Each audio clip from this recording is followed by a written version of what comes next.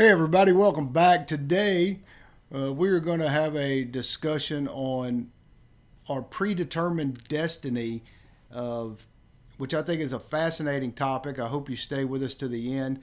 And Mr. Schmidt, once again, we find ourselves in the video room, and today we are discussing everything. Every living thing is a seed or an egg, and it has a predetermined destiny.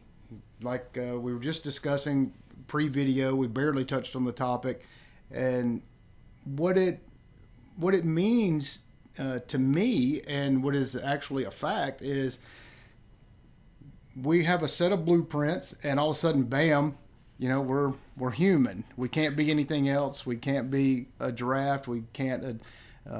We may identify as something else, but the fact remains we're still a human. So yeah, in 2021, I think you might lose a lot of people right there. You mean to tell me that I can't become a giraffe if I feel like I'm a giraffe? I'm pretty sure you are not a giraffe. I'm just saying. The point is, if we have no choice on becoming a human at birth, we are a human, or we are a giraffe, we're an elephant, whatever the case is. And so that means we are limited by, as humans, we all know we have our five senses, and we have the opportunity to be the best or worst people we can be within that band of that spectrum that we can perceive. And just as a plant can only be that little slither of perception that it has, and which raises the question, how much of our lives are predetermined, and how much do we actually have control over? You know, when you start looking at the bigger picture of what is predetermined, there's a lot of things that are predetermined for you. You, as an infant, don't have the choice of where you're born, where you're brought up, who your parents are, what you are, what your social income is, anything of that nature. Then you bring that picture out. You don't have a control over your local government, your state government. You don't have a control over anything of those big, vast majorities in your life. So not only is just your seed part predetermined, but you don't have really any control of anything until you're of age where you can get up and move around and do things. Then you start really questioning, what is life? You don't have any control of life until you start to question what is life.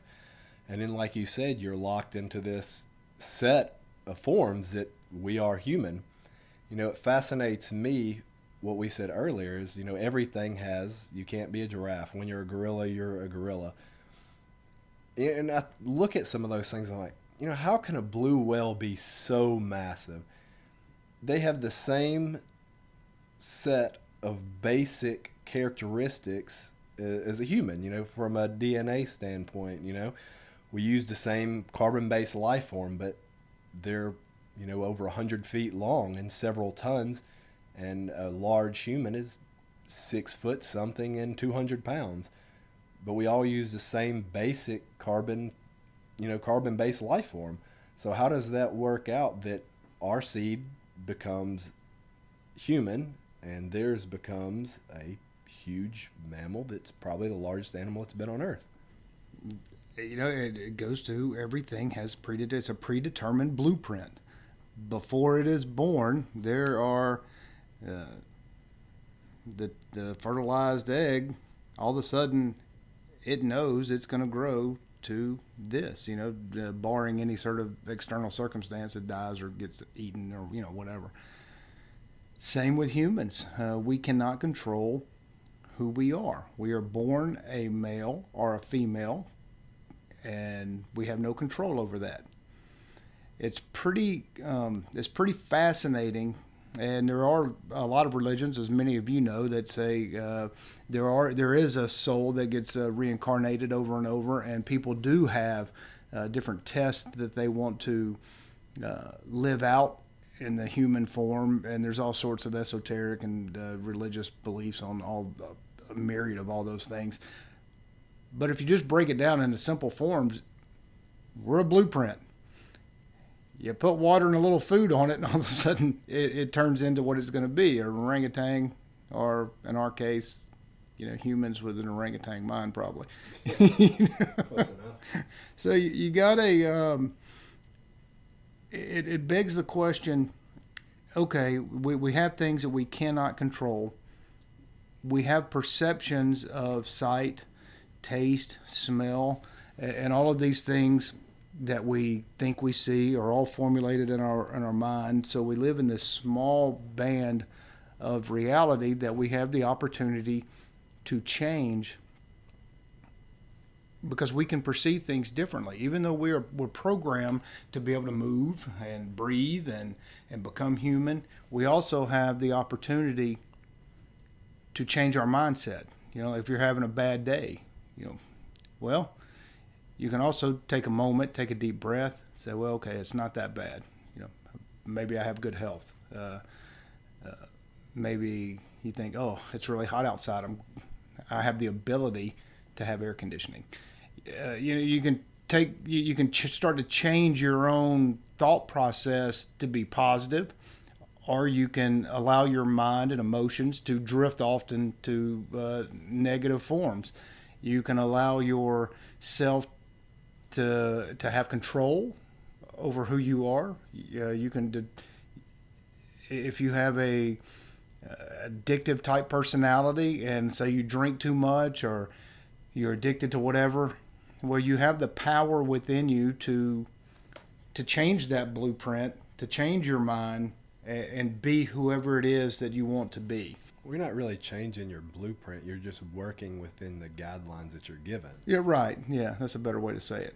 Yeah. Because we can't change the blueprint. We can just change it a little bit. It's kind of like, if you do any woodworking or something, you've got the project, it's all glued together. You just do a little sanding. You're just doing a little finishing work on it. Right. And I think that's what the human experience ultimately boils down to, is that we have this framework and we can't change that, but we can change our mindset within those parameters. We can change how we view things.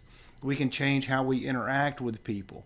We can change whether or not we are good listeners or horrible listeners. Or if we want to dedicate some time to learn, to be curious, to be bold.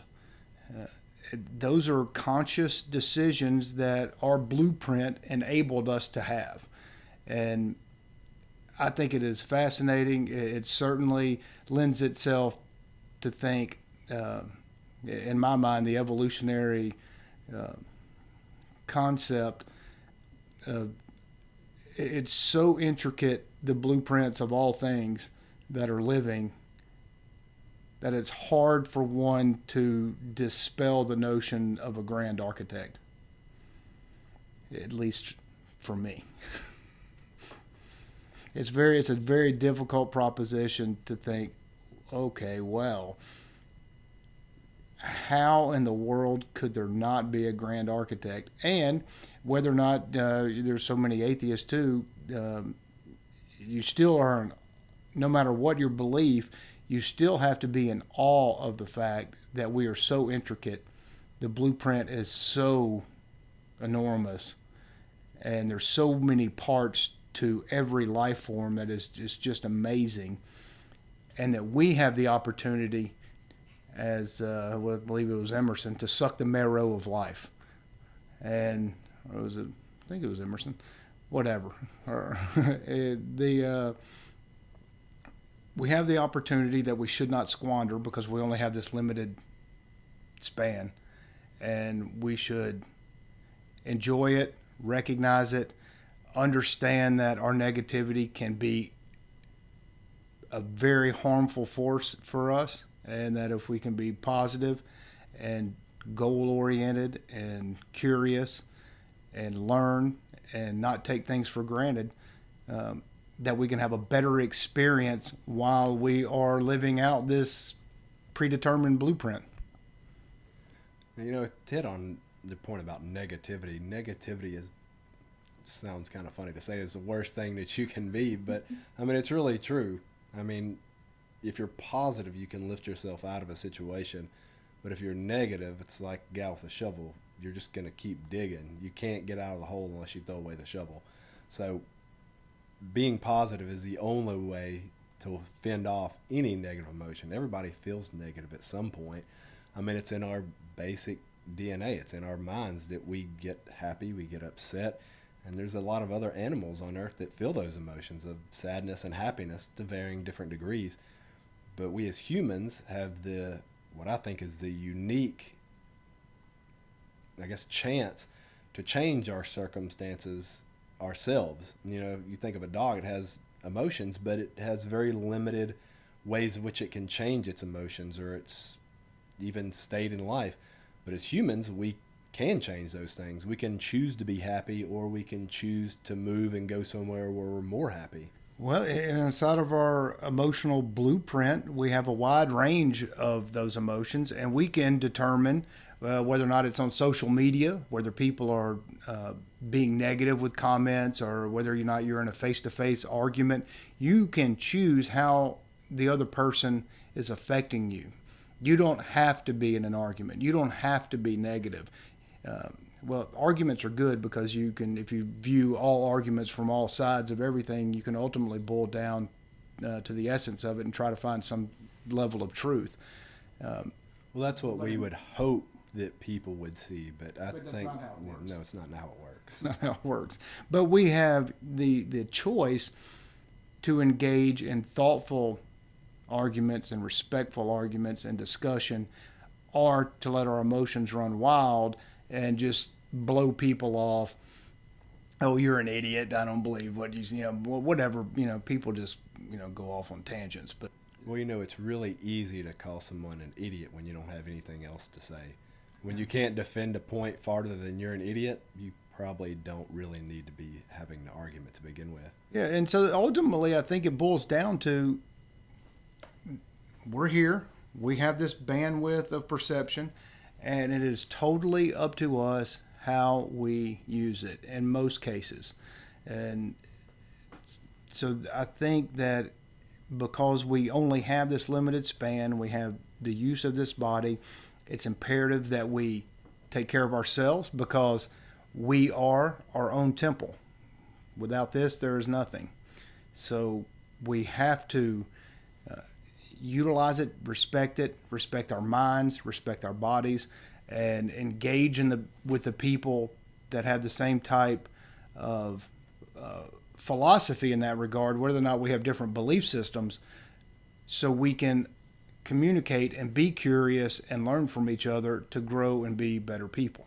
Yeah, because you can see different from somebody, and if everyone's having a good conversation and not just jumping to you're an idiot and name calling things, that's how you can grow as a person. That's a discussion. But what I think of most people is they just jump into that argumentative phase and no, you're wrong, and then they get into an argument. And I always think of the great late George Carlin. I don't argue with stupid people, because inevitably they're going to draw me down to their level, and they're going to win by experience. That's right.